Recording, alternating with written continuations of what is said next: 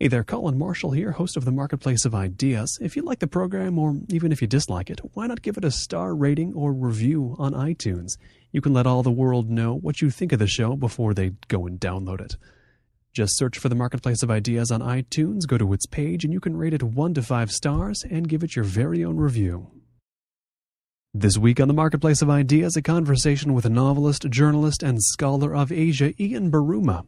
Most recently, the author of a novel called The China Lover.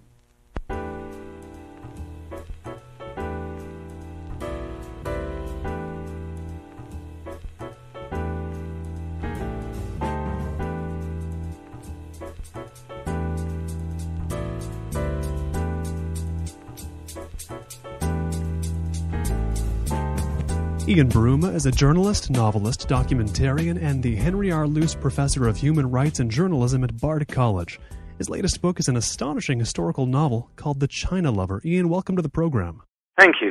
I'm so happy to be talking to you about this book because I've got so much to ask about it, but I'll start like this. You've written so much about Japanese and Asian culture and identity and history as journalism, as nonfiction. So how did this project take the form of a novel in your mind? Well, it took me many years of sort of thinking about how to tackle this subject. The story of Yamaguchi Yoshiko, who pretended to be Chinese but is in fact Japanese, is a legend in Japan. There are movies about her and comic books, and there's a musical, and there are many ghosted memoirs and so on. And it was the legend that I was really interested in, what people made of her rather than the sort of nitty-gritty of her actual life. And so I thought of approaching it through people who had known her and how they created the legend around her. And this was something that could only really be done through fiction.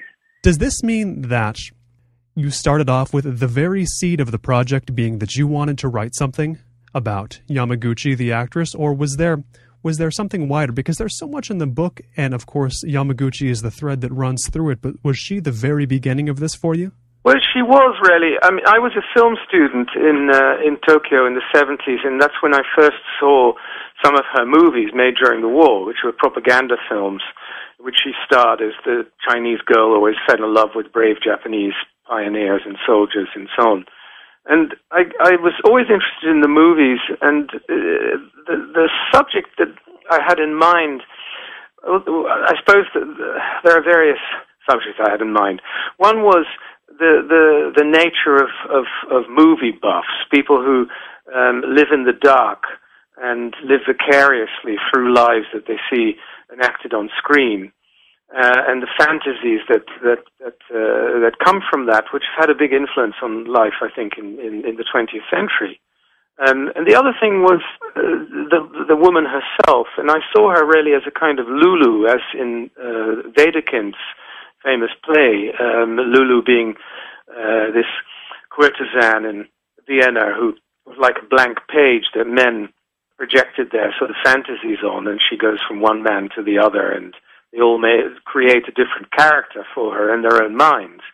And she comes to a very sticky end. She's killed in the end by Jack the Ripper. Of course, nothing like that happens to my character, Yamaguchi Yoshiko, either in real life or in the book.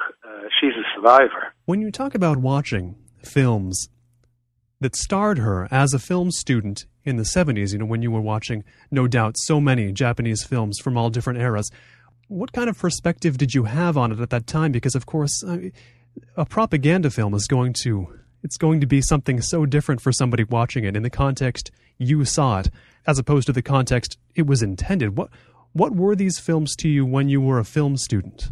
Well, the interesting thing about many films made during World War II in Japan is how good they were, because they were made often by some of the best directors around, and they were also surprisingly realistic. There wasn't the same attempt that was made in the United States at the time to sort of demonize the enemy, because for one thing, there weren't enough Westerners in Tokyo at the time to really to be able to act as foreigners. So the concentration is not on the enemy. The concentration in most Japanese wartime films is on the bravery or suffering or sacrifice of the Japanese themselves. And so that makes for much better films than films that simply try and paint a black and white world of heroes and demons. In the case of her wartime films, some of them are actually remarkable, and the most famous one, Shina no Yoru, China Nights, we get a remarkably sympathetic portrayal of the Chinese. We even see Chinese resist the Japanese, and so one could look at these films and still do so without finding them totally absurd or ridiculous or sinister, even though the political message is very clear. So in the context of these wartime Japanese films, was it that the films that Yoshiko Yamaguchi happened to show up in, those actually were all a cut above, or was it something more to do with her? I guess what I'm asking is, was she the standout, or was it more the movies she was in that stood out for you? For me, well, both. I mean, I was interested in the movies and I was interested in the war, but she certainly stood out. Again, as a kind of fantasy that the Japanese projected on Asia. It's something that Westerners don't think about, but I mean that Asians can have Orientalist fantasies just as much as Westerners can. And she looked exotic to most Japanese at the time. And what is really very ironic in a sort of dark way is that even as Japanese troops were running amok all over China and massacring people in large numbers in places like Nanjing, there was a little sort of China boom in Japan, where people sort of were infatuated with a kind of exotic image of China and wanted to wanted to look like Yamaguchi Yoshiko, who personified this idea of exotic China. Now, we should emphasize for the listening audience, specifically Yamaguchi Yoshiko's origins. Of course, she is, correct me if I'm wrong, but she is of Japanese heritage. Was she born in Manchuria? She was. She was born in what is now Shenyang, in northeastern China, Manchuria. Her parents were both Japanese. She was completely Japanese. Her father was a kind of adventurer who ran around northern China, spoke fluent Chinese, was a gambler and so on, and was a Sinophile. He liked China. And he taught Chinese to employees of the Manchurian railway company. And because he was a gambler, he was often in debt, and at one point he couldn't afford to raise his children, and so Yamaguchi Yoshiko was adopted briefly by a Chinese general who collaborated with the Japanese at the time. And so she grew up bilingually and went to China. She later went to a Chinese college in Beijing. So she was born and bred in China, spoke fluent Chinese, but was always Japanese at the same time. And she came to be considered by then the Japanese government in Manchuria as a useful propaganda tool, not to be too reductive, but is that about right? That's right, because what they needed in these movies, which showed or promoted the idea of benevolent Japanese guidance in China and the Japanese liberating Asia and fostering Asian unity in the face of Western imperialism and friendship between the Asian races and all that sort of stuff. What they needed was a Chinese actress who could convincingly play these parts, but in Japanese films. And such actresses were very hard to find because most of them, the native actresses wouldn't have spoken Japanese. So Yamaguchi Yoshiko is perfect to play that role. Now, this is what I think is one of the so fascinating themes here at work is, as you mentioned, I'll call it the Japanese fetishism of China. Now, we'll bring up the first character, Satoshi Daisuke, who narrates the first third of your book, The China Lover. How does someone like him see China? How does he romanticize China? Well, I think that in the first place, of course, China represented for all Japanese at the time the source of their own classical civilization. And so they looked up to the great sort of Chinese tradition, Chinese art, Chinese civilization, and all that. At the same time, many Japanese despised China for its decadence and for its weakness and how far it had fallen from its pinnacle as the sort of the great civilization of East Asia. But of course, as is true of all colonial enterprises, it was also a great playground for adventurers who were able to do all kinds of things that you couldn't do or couldn't get away with in your own country. And Manchuria, which was turned into a kind of puppet state with supposedly Manchu and Chinese rulers, but behind every ruler, behind every official figure was a so-called Japanese advisor, and they were the ones who really pulled the strings. Manchukuo, so in effect, was a Japanese colony. And people could do anything they liked there if they had Japanese government support. So you had, not only soldiers, but you had architects and filmmakers and people of all kinds who could use it as a great kind of laboratory. I'd like to ask a little bit more about the character that, of course, I just called the wrong name, I realized, in my last question. Of course, his name is Sato Daisuke, if I have that right still. I called him Kato Daisuke because I kept mistaking him for the actor, Kato Daisuke, while I was reading the book. Actor. But anyway, Sato Daisuke, who opens the novel, who narrates the first third, or maybe even more. Who is he? He's an elusive figure, of course, and in this sort of shadowy Japanese colonial world, which was not really supposed to be colonial, but in fact was, there was a vast sort of underworld of fixers and spies and people who worked in various shady positions for the Japanese military and government, and he was one of those people. And he's based loosely on an existing figure who worked for the Japanese army, but in cultural affairs, but was probably also in all kinds of sort of spy shenanigans. And he's the one who was responsible of getting Yamaguchi Yoshiko into the movie industry.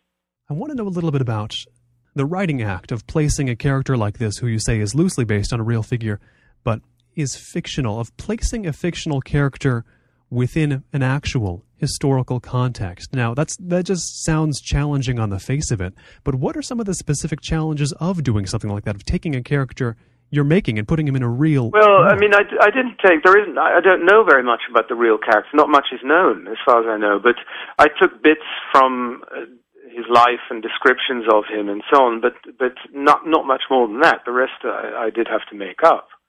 The difficulty is not so much the fact that there is a distant model. I mean, I think in all fiction, or at least in many fictions, there are models for characters people have in mind, and often they're composites. There are different models that go into one character. But the difficulty, I think, in this case was more trying to imagine or get into the head of a Japanese man in the 1930s. That is hard because it's in some ways far away from me. It's much easier to imagine the second character or narrator in the book, an American in Japan during the occupation after the war, because I've met such people, I know such people, and I've talked to them, heard their stories, so I can hear a voice in my head. For a Japanese in the 1930s, it's a little more difficult. What then was your process of getting into the head of a 30s Japanese man like Sato Daisuke? How do you go about that? Well, you have to use a lot of imagination, and but of course it's based on some degree of knowledge. I've read up on the period and novels with similar characters. I've spoken to people of that generation, so it's not totally alien. So you make it up. But what you make up is based on many different things. And the second character you mentioned, the middle narrator of the book, a man from the American Midwest named Sidney Vanoven. Now, I think of him, while reading the book, I thought of him as a sort of Donald Ritchie type figure, someone who relocates in wartime and who finds a home of a sort in Japan. Now, I don't know if he was one of the models, but I imagine there were many sorts of people you drew from to make him. No, that is correct, and he certainly was one of them. I took little bits from his biography. But as you say, there were many people like that, of that generation, and some of them became well-known scholars of Japanese culture and literature. And so it was a great help that I'd known some of them. because that gave me a much more intimate, how they talk, what they sound like, and so on and so forth. And before I ask about some of the commonalities here, there is, of course, the third narrator who I found in reading, comparing notes with some of the people who also read the book, that his introduction came as a bit of a surprise in what he was as well, but another Sato Kenichi, and what is his story in brief? One thing that I think all three characters have in common is that they're people who live in a very compromised world, and they're infatuated through the movies with an idea of purity represented by Yamaguchi Yoshiko. And the third character is a figure, and again, there are various models for him, who was not uncommon at the time, people who decided with the defeat of left-wing politics in Japan, student demonstrations, student politics against the security treaty with the United States, and what happened is that the left splintered, and parts of the left became violently revolutionary, with utopian ideas of liberating the world and so on. And as was true in Germany and Italy, which had similar groups, a lot of this was fueled by the idea that, the country had gone badly wrong in the past, had gone a sort of the way of fascism and militarism. And so the younger generation in the 1960s, to make up for that, would be resistors. And so the third character, who starts off as a filmmaker, becomes involved in that kind of utopianism. And Yamaguchi Yoshiko plays an important role in this, as indeed she did in reality. I mean, she was close to some of these people in the so-called Red Army faction because of her interest in the Palestinian issue. How correct would it be to say that these three narrators, they all have, to an extent, rejected the backgrounds that they come from? I think that is true. That is something that they do have in common. And I think it goes together. They want to escape from what they see as the sort of narrow confines of their background. But alas, they tend to escape into fantasies that are not realistic and end up being murderous. But I mean, the second character is, of course, not like that. I mean, he's an American who falls in love with Japan. He's not really he's not a revolutionary or an extremist or anything of that sort. And he's an American who falls in love with Japan, as you describe, through the cinema. And now, you also said in the 70s, of course, you were studying Japanese cinema. Had you already gotten on the track, of course, you're known for, of studying Asia before you had really in earnest gotten into the films of Japan, or were Japanese films still a gateway? I had, because I studied Chinese literature and history before I went to Japan. We should be clear on this. Now, you studied Chinese literature, and then you went to Japan, and you studied Japanese film. What positions do these two civilizations hold for you, China versus Japan? Because, of course, you have an interest in both. I guess I want to ask, how does your interest differ with these two countries? The thing is that when I studied Chinese at university, this was in the very early 1970s, China was still very inaccessible. It was still the end of the Cultural Revolution. And I was never very interested in Chinese communism. And at that time, when I was a student in the Netherlands, I saw the Japanese films and theater in Amsterdam and in Paris and other places, and I kind of fell in love with that and found it much more interesting than China at the time. I mean, China now, of course, is fascinating, but I was much more fascinated by Japan in the 1970s than I was with China. What did Japanese theater and the like, what sort of draw did it exert on you? I know this is going to sound like a question demanding self-psychologizing, but what were the specific draws you felt from seeing this sort of thing? Well, I suppose what I found interesting is that, and that goes for the theater more than for film, because film is a more realistic medium, but that it was at once very stylized and strange in a way that I'd never seen before, and at the same time it hit common human emotions. And, I recognized the humanity in it, even though it was in a form that was very unfamiliar. The same goes for film, in that the life that one saw, and this was before I'd ever been in Japan, in Japanese films, may look very different, seem very different from the life as I had known it. And so I suppose that's what struck me. It wasn't the exoticism or the lure of strangeness. On the contrary, it was really that I felt it got closer to many human feelings that I could identify with than some of the things I saw in the West. The three narrators, of course, are drawn to the cultures they're drawn to. It seems to me because of some degree of exoticism, and you had none of that. Well, I don't know about none of it, but it's not the first thing that interested me. I was never deeply interested in things like Zen or tea or martial arts or Oriental spirituality or anything. That was never my main interest.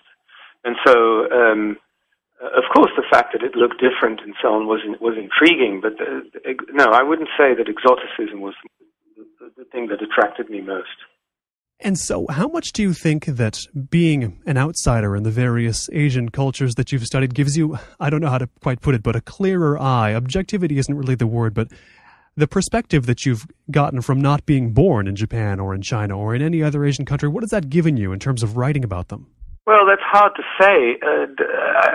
I think it's both a strength and a weakness. I mean, I think coming from the outside, looking at things slightly from an outside perspective, does allow you to see things and notice things, not see things, but notice things that perhaps people who grow up in it don't, because they take it for granted. So that's a plus. On the other hand, there are things that you can only really write about from the inside. So I think, but I can only write as an outsider. On the other hand, there are outsiders and outsiders. It also makes a difference whether one has spent many years living somewhere, or whether you simply are a visitor and have spent a few months somewhere. I mean, that which also can give a person fresh insights, which somebody a foreigner who's lived somewhere for too long may no longer have. So I think it all depends, really. And what do you think were, going into this project, going into The China Lover, what possible pitfalls did you envision writing it from your position as someone who doesn't only write, of course you've written fiction before, doesn't only write nonfiction, and someone who is kind of an outsider, as you said, but kind of not, because you've spent so much time there. Yes. What mistakes were you looking to avoid? Well, not so much mistakes not factual mistakes, I think, which of course one tries to avoid, but I think the difficulty in writing fiction, if you're used to writing nonfiction, is that you have to always think in terms of developing characters, making something live on the page, and not make an argument or try and use characters to sort of stand for something, for an idea. I think that's the main pitfall. And having a character represent purely an idea, being kind of a cardboard cutout with an idea pasted to it, that's something that many novelists fall victim to. I mean, I certainly would say that you've avoided that fate here, but is it something that you thought was a definite risk for you, or was it something you knew you could avoid? Well, to the extent that I was aware of the need to avoid it. Because when you write an essay, you're always thinking about in terms of how do I get an argument across? How do you make clear what you're trying to say? How do you avoid inconsistencies and so on? That's not the way to write a novel. A novel is in some ways you have to be able to let go and let things come up from your own memories, from your.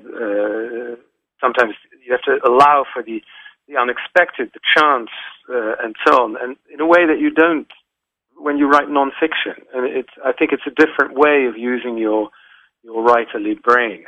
Now, I'm someone who has never written a word of fiction, so I'm imagining the transition of mental state from nonfiction to fiction being terribly difficult. Did you find it to be that? I find it difficult, yes. It's also a matter of practice, like everything else. I think fiction writers tend to write fiction all the time, and the more you do it, the easier, well, not easier, but the better you get. And so, yes, it is difficult. This idea of ideas, of characters as ideas, of specifically more like the idea of the notions, the concepts that characters in your book, and actually characters in real life that you describe in other books. I read your book God's Dust about at the same time as The China Lover. And a common thread that I seem to notice, and correct me if I'm wrong about this, is that in these two pieces of work, these two books that you've put out, there seems to be a recurring theme of romantic ideas that are not necessarily 100% grounded, that characters latch onto and as a way to make their identity. Is that consciously a thing, or am I putting that on it? Well, I don't know about conscious, but I'm interested in that aspect of human behavior, yes. Is that more common from what you've seen in Asian countries? Because, of course, in God's Dust, you write about, in multiple countries, the struggle for national identity, really, and some of that involves clinging to maybe mythology. I'm not so sure it's more common in Asian countries, no. I mean, it may be more common in countries that have been sort of fairly recently screwed up by history, but I wouldn't call it a particularly Asian characteristic. No, I just happen to be interested in Asia, and I happen to be living there, and that was my subject. No doubt, if I'd been living in Poland at the time and writing about Central Europe, I would have found an equally rich vein.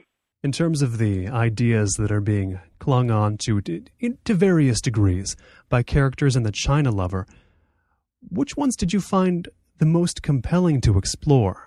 Well, I would say all three of them. I can't say one is more compelling than the other. I think that the easier one was the American, because it's closer. But in their ways, I found them all compelling. Oh, certainly. I certainly don't mean to have you choose which character of those three is the most compelling. But I mean more in terms of any characters in the book, really. I'm not asking you to name a character, but the ideas that characters adopt, the sort of, as we just discussed, the notions that they hold close to them. Of those sorts of ideas, I just wanted to know which ones were maybe the first ones that were personally compelling to you, the ones that led you into writing about them for this book. I mean, I don't think there was one that led me to write the book. If there was one, it was Yamaguchi Yoshiko herself. But and so I certainly found her compelling. But in the fictional version, so in this particular book, I deliberately tried to make her very elusive and almost like a ghost, in the sense that she's the product of other people's imagination more than a very grounded character herself. But I'd have to say, where did the idea come from, and what prompted me to write it in the first place? It would have to be her. And yes, the elusiveness of her is one of my favorite things about this book. Now, I was reading some reviews of it, and I thought it was kind of funny because some reviewers said, well, this book is great, although Yamaguchi herself is kind of elusive, and it seemed to me, well, yes, of course she's elusive. That's the whole point. I mean, maybe you had the same thought, I assume. Yeah, no, I had the same thought. Of course, yeah, no, I mean, they didn't get it.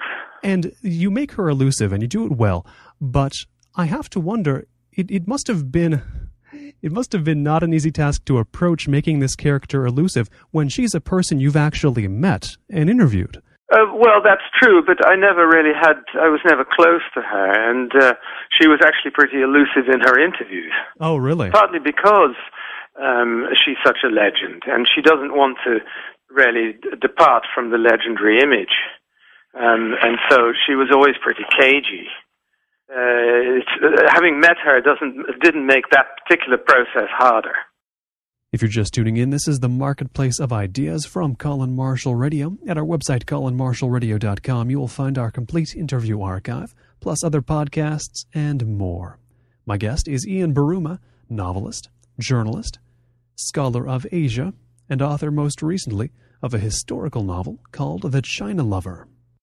How much does the elusiveness of her image, I guess we'll call it, continue to this day? I mean, are there still vast swaths of the population in Japan who make her their own, even though she's no longer active in what she was doing before? Yeah, she's still a sort of. She was on television only the other day, and whenever there's a program about Manchuria or China at the time, she tends to pop up, even though she's 90s, as far as I know. I didn't realize that from reading the book. Of course, as an American reading the book, I came to it not knowing much about Yamaguchi, and I imagine that was a concern while writing it to give the proper introduction to her, because I don't imagine in Europe or in anywhere else outside of Japan there's going to be a lot already known about her. And that's, of course, the other pitfall. I mean, that you don't write a kind of potted history, and that you write about her as a plausible character, and not you don't make it into a docudrama.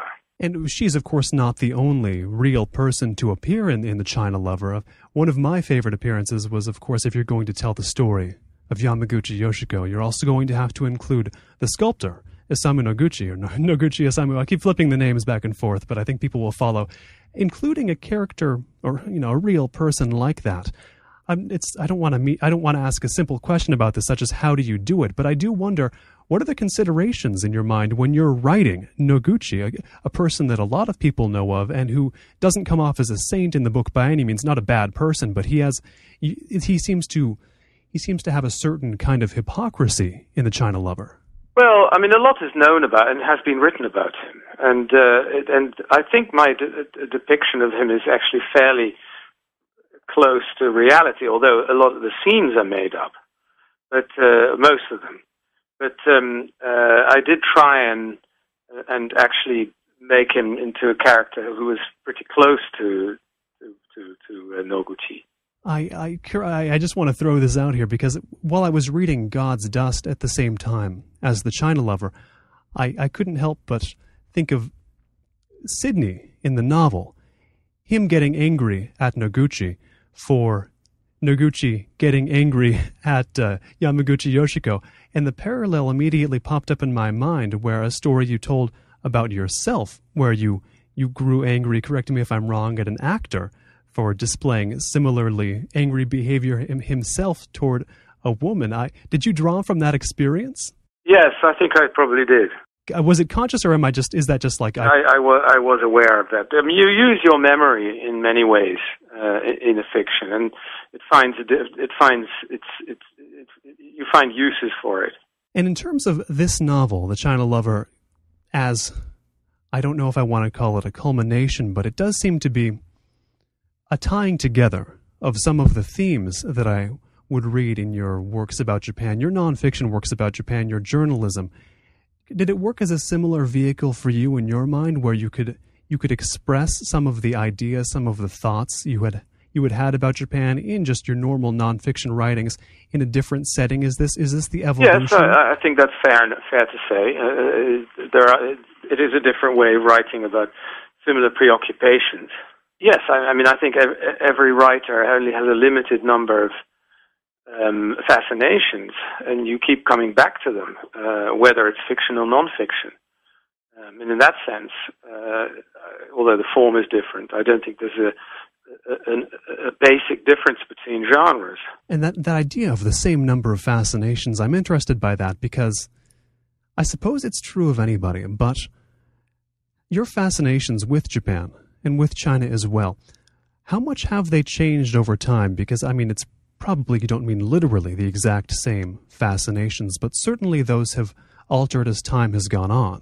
Yes, and you get older, and your own life changes, and you have different preoccupations. But it's surprising, really, how little one changes. I mean, I'm not a great reader of my own past writing, but I mean, sometimes you have to look something up, and I'm struck by how sort of things that I was exercised by 20, 30 years ago are still there, and you don't change as much as you think you do.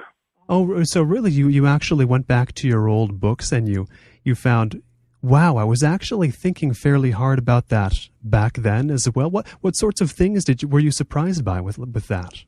I can't recall anything specific right now, but I mean, that feeling does come back to me. I mean, when I look at old things and I think, oh, I was already writing about that then. With this book, I don't quite know how to phrase this, but is there another Japan-related project in the pipeline or something China-related? Because, of course, this is only one thread in the journalism you do. I mean, right now you're known for writing about so many things, for writing about, say, religious extremism as well. Is the Japan strand a continuing one, or is it one that fades in and fades out? I should think so. I mean, I don't know. I don't have a great book project to do with Japan at the moment, but I don't think it'll ever completely go away. How often are you actually back in the country in Japan? About once a year, but I was just there for almost 3 months, which was very long time. So I do go regularly. I'm reminded of a line in God's Dust where you say that I'm never sorry to leave Japan, but I always find myself going back. Is that a sentiment that still applies these days? Yeah, I think that's true. I guess could you break it down a little bit more, because that sort of that being drawn there, but at the same time never feeling sorry to see it go. Well, because it's endlessly fascinating, and partly because it's not always charming. The place that you like 100% is a place to go on vacation, but not a place to write about. And I think Japan has enough grit, enough things that are annoying and irritating and you want to take issue with, that it remains very, very interesting. And the other reason is that it's part of me. I was there in my 20s. I'm married to a Japanese, and so that's another reason why I'll always go back. I like that notion of grit. If it was some sort of flawless paradise, then, of course, naturally that wouldn't be interesting. It wouldn't be something you'd want to write about. There has to be issues there. I mean, you've written, of course, about American issues as well, and about European issues. I imagine there's a fair share of grit in those as well. I mean, I recall an article I read recently, a review of Errol Morris's Standard Operating Procedure, which of course deals with torture in America, and of course European religious fundamentalism. To what extent do these spring from the same well? I mean, of course, this is all grit to be discussed, but are the issues you talk about in Japan fundamentally distinct from the ones you talk about in Europe or in America? No, I don't think they are fundamentally distinct. As I said, I think every writer has certain preoccupations, and then you write about them in whatever way, but I don't think that one country has all these elements, whereas another country doesn't have any of them. I mean, I don't think Japan is distinct in that way. What I kind of want to get to the root of here is, of course, I'm not asking for a definite answer about this, or some sort of stamped in stone final conclusion here.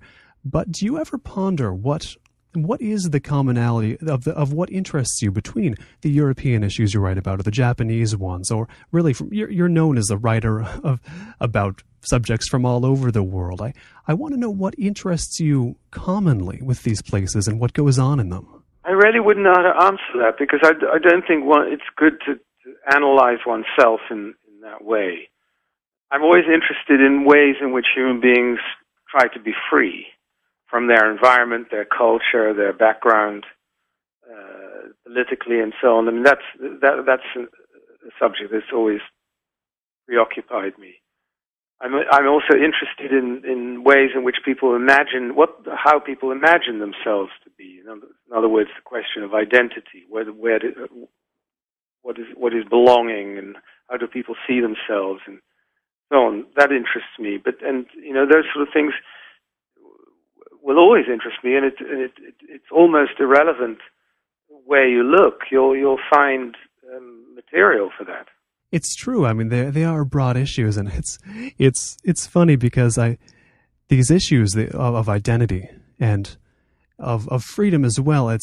I'm sure that these are questions you've heard a million times before. I mean, people ask you, I'm sure, every single day or every single time you get interviewed about, are you fascinated by these things, by these issues of escaping one's background because you have such a diverse background yourself? I mean, am I right or wrong about that?